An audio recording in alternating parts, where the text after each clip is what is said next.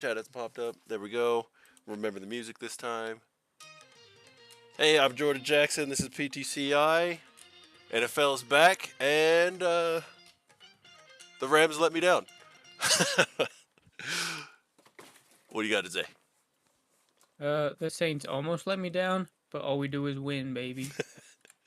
All right, let's jump into the show. Week one's over. We kind of already gave our takes a little bit on that, but let's go for. Yeah, I can now. It, like just completely froze. I even looked to the side and it said, where it usually says in stream, it said reconnecting. And I was like, oh boy, what's going on?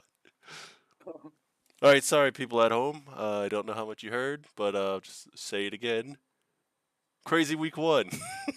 Can't remember exactly what I said, but you wanna start off? Yeah. Week one was wild. It's funny to me that the AFC South had every team play, including two play each other, and they have no wins. Um, all those last second field goals are crazy. I hope the rest of the year is like this, because in this we're in for an entertaining year. And to go along with what you said, not only has the whole AFC South that is, Yeah. not only have they all lost, unless Seattle wins tonight, the whole NFC West has lost. So let's see what happens there. I don't know if that's ever happened before. Um, Dang. Biggest upset, I think I'm gonna have to say Giants over Titans. Um, Yeah. I didn't see that Uh, coming. I'm Nah. sure I would say Derek didn't see either it that coming. or Steelers over Bengals. Yes. Oh, hold on, wait. I forgot to start the clock. Uh, yes, I would say on paper that was a little shocking, but at the same time, I don't think the Bengals. They were great. I'm not taking away from them. They were great, but they kind of, and I don't want to say luck, but cards fell into place for them to make it there last year, and the Steelers are always at least going to be good, Yeah, at that's least in the fair. Tomlin era. All right, let's move on though, and are the Cowboys cursed? If you ask me, karma's real, and the Cowboys are a great example of that. Yeah, I'd probably have to agree. I really don't think they were gonna be good even if Dak was there. But now that Dak's out, I mean, what are their options? Like, they can like sign Cam Newton or I don't even know, trade for someone. But like, who's even tradable right now? Jimmy G. Man, you took my answer. You're talking so long.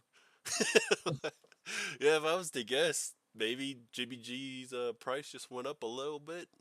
Try and get like a second out of them, a third out of them. But unless they trade for a quarterback, this season is over. What do you got to say? Fair.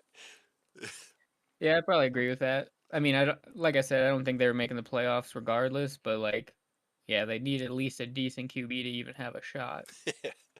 All right, let's move on from the Cowboys to UFC 279. You're the expert. Here's your time. Um, as a whole, this event didn't really mean anything. Like, no one really advanced that much off of anything except for Nate Diaz, which this whole thing was around, because they were planning, because this is his last fight, to just feed him to Chimaev so he looks as bad as possible coming out of it. But then with everything that happened, he actually ended up like winning and kind of grabbing the UFC by their balls because he got paid even more money because he like agreed to stay on the card. And then he winds up winning and going out on top. So it's like all the cards are in his like deck now, and he can pretty much do whatever he wants, and he's gonna go get paid in boxing or whatever he's gonna do. All I know is if they were trying to make Nate look bad heading out, they definitely failed at that. Yeah. Let's move on to the Jazz. So, are the Jazz just the Thunder?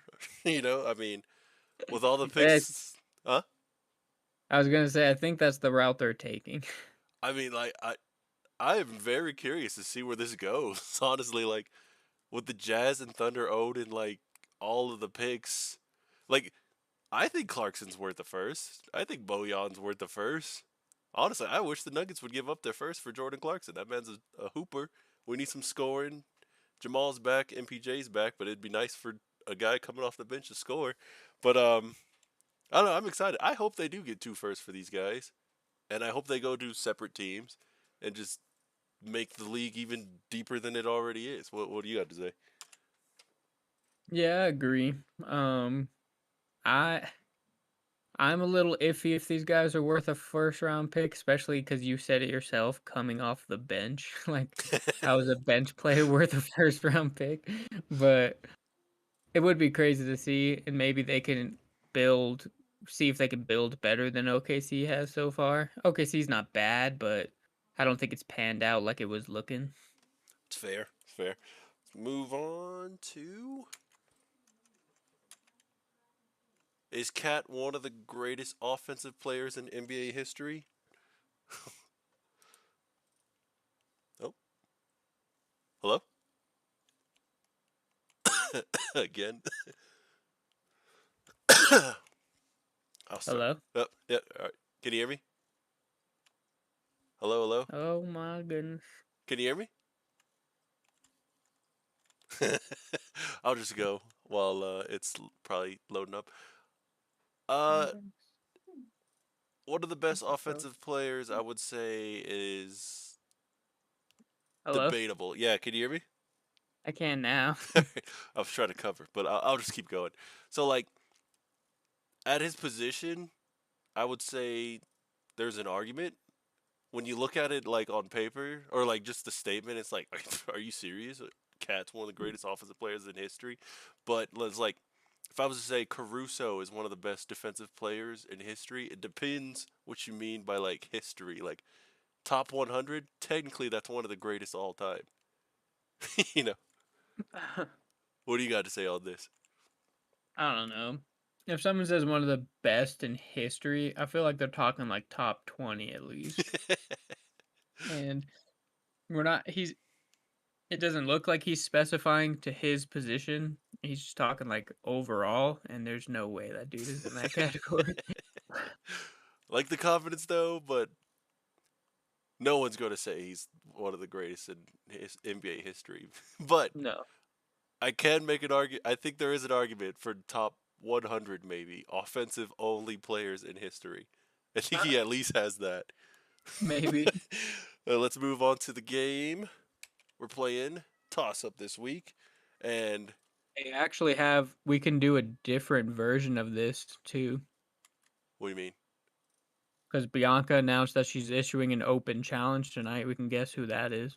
Oh, okay, yeah. Let's do that also. We got a little Okay. bit of time.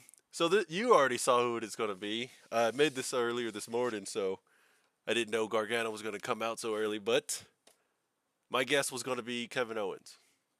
That right? That wrong? Hmm. That's wrong. Dang. Technically, he hasn't came out yet. Just Theory cut a promo about it and announced who it is. So who is it? Chad Gable. That's a good choice. I'm just mad I didn't get it right. Yeah. I was thinking like I think I said Drew Gulak. So is Johnny winning? He going over? He has to. They're hyping up this return match too much for him to lose. See that's Unless Theory cost him, but too early for that.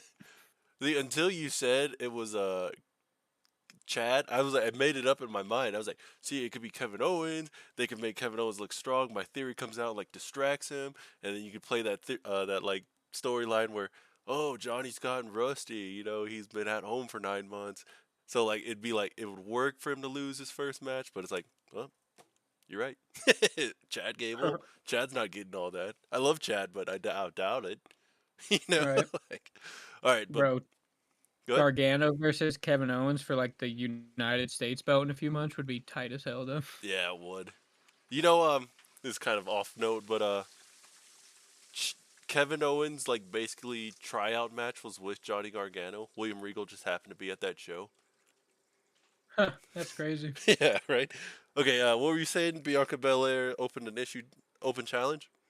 Yeah, an open challenge for the like a championship match. Who's your guess? Mandy Rose. Oh, that'd be cool. What? Why? right? Why are you going with that? I don't know. When they announced it, I was like, who could either be returning or them bringing it back up? I'm like, Mandy's kind of just been tearing up NXT. It's like what's kind of left for her down there. So I don't think she's gonna win or nothing, but like they're gonna slowly try to move her back to the main roster. All right. I'm making my guess, and I'm gonna say it will be Rhea Ripley. She'll get her shot that was never given to her after her injury. Yeah, We that's can, fair. That's fair. we can get rid of that story, that narrative. Bianca strong, Rhea strong. I don't think Rhea should win, but you know. And to end Yeah. it off, I think kickoff just happened, or we're probably like halfway into the first quarter now. Broncos, Seahawks. Who you got? So I was watching the beginning of the game. I'm still gonna say Broncos, but I'm a little surprised so far. I'm gonna go. Hold on, let me get my camera. I'm gonna go Broncos by 4. They'll probably. I'll give them a 20 to. No, wait. I'll give them. Trying to think of how the math happens. 21-17.